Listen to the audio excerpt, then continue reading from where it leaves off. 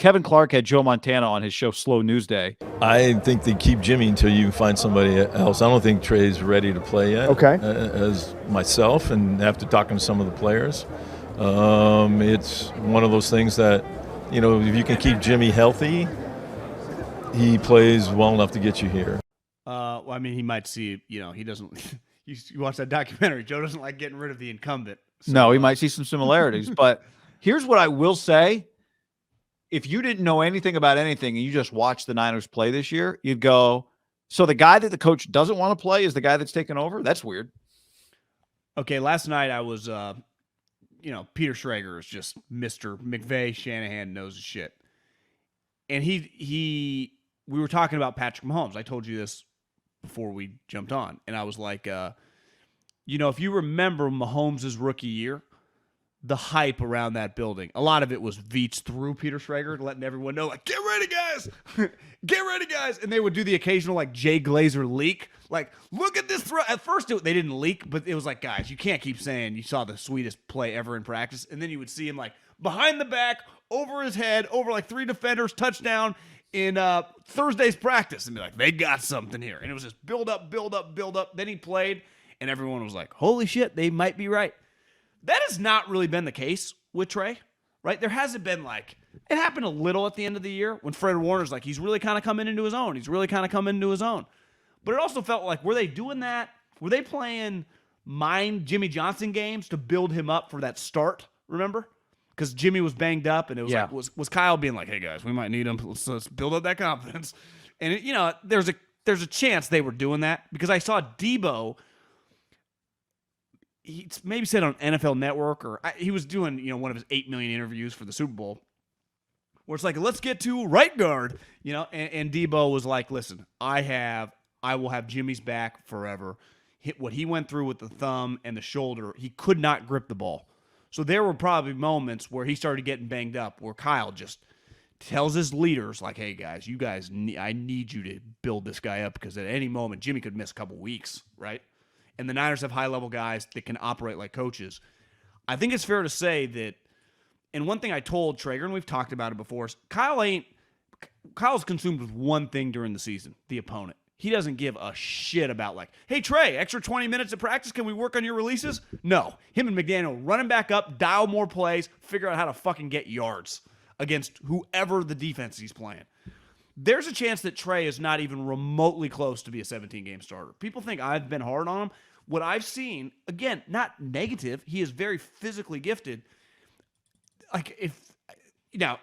It's hard to know how much he would improve from game to game. We didn't get to see him start back-to-back games. And he was clearly better the second game.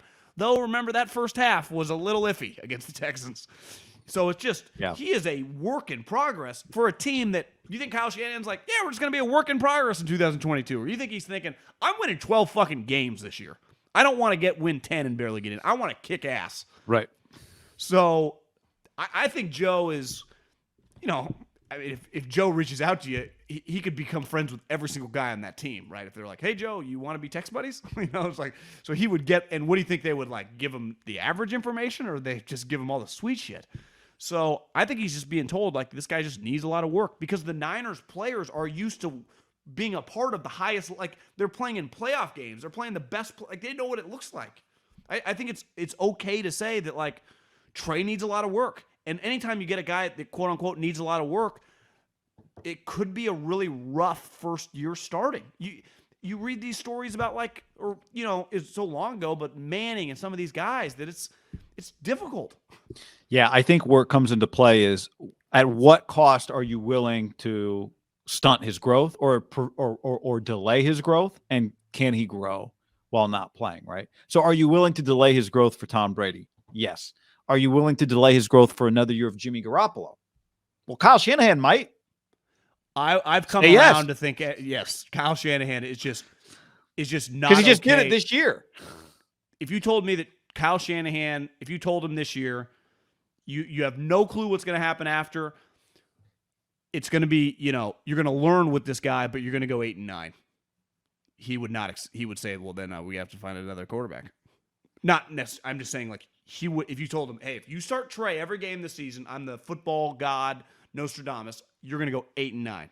he'd be like, okay, Trey's not my starting quarterback this year then. Yeah. Yeah. Where some But coaches Jimmy might might be like, it'd be big picture because he'd go, well, then I'll just keep Jimmy because I know I can win more than 8 games. Here's the other thing. If Jimmy gets hurt, right, then Trey Lance is my starting quarterback anyway. So you know what I mean? Like if you're Kyle, you're like, well, I think Jimmy can win more games with him. So I'll just do that. And then if he gets hurt, then I do the other thing. But now the complication, right, is that Garoppolo cost $27 million. Yeah. But, you watch that Montana doc, like they went through Montana and Steve for like 6 years. They could do this for another year. salary cap in the 80s. No, I just meant the controversy of it all. Like if you were Jimmy and they said, Jimmy, we'll bring you back. We're going to need you to restructure. Instead of 27, it's going to be, what's the biggest number? What's the smallest number he wouldn't get somewhere else? Like 16? Say that one more time. What's the smallest number the Niners could pay Garoppolo that would still be more than anybody else would pay him on a restructure? Yeah, I think you'd have to go to high teens. I think high teen, right? Like someone could Steelers would pay him 15. Yeah, 19, 18. I mean, if Andy Dalton got 10, then you're right. Actually, 15 might even be low. Someone would give Jimmy Garoppolo $20 million to be their starting quarterback, you'd think. So, but I mean that. Here's what I know. Because there's no Daryl Morey in this situation. If Kyle Shanahan does not believe, like I've come around full circle on this, we can be like Trey should play, but that ain't the way the motherfucker operates. And honestly, he's good enough. He can operate how he wants to operate. And if that quarterback, which runs his baby, which is the offense, ain't ready, Trey Lance is not going to be a starting quarterback. It's just that simple.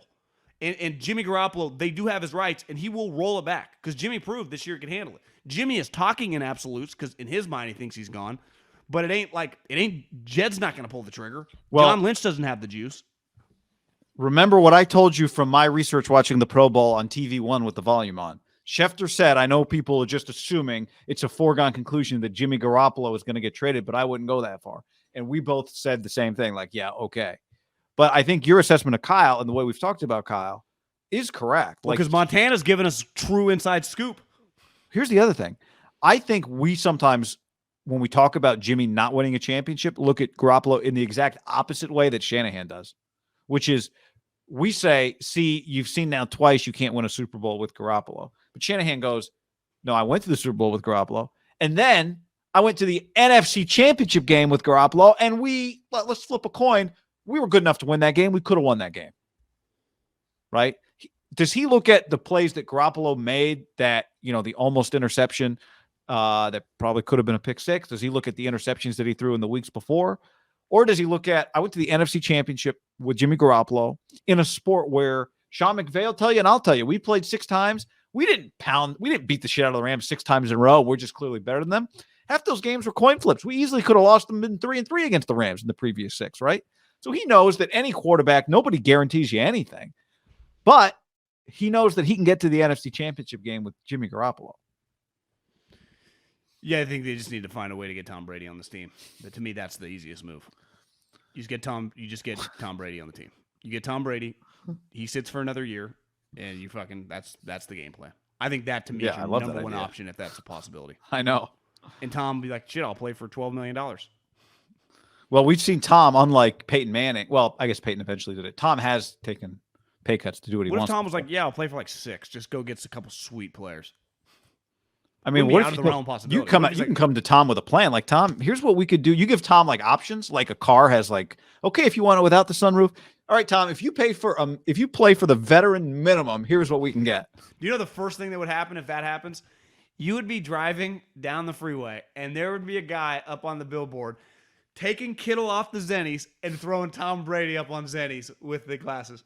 That would be the first. You'd be like, Tom Brady would have a national campaign for Zenny Eyewear. Zenny Eyewear, Pepsi. He doesn't drink soda, but what other Bay Area companies that they'd launder money to him from? It's it. Like, at last check, It has a revenue of $87 million, and yet they just gave Tom a $50 million endorsement deal. Where'd the money come from? We have renamed Google Tom Brady. So Apple. Instead of Googling it, Tom Brady it. That's a good one. That would be. Jed's like, my friends in Silicon Valley came through for me. It's like, you guys want to come watch Tom Brady play? Do me a couple favors. Tom makes more money in 6 months than he's ever made his entire life on all these side deals. Google's just funding him like $300 million.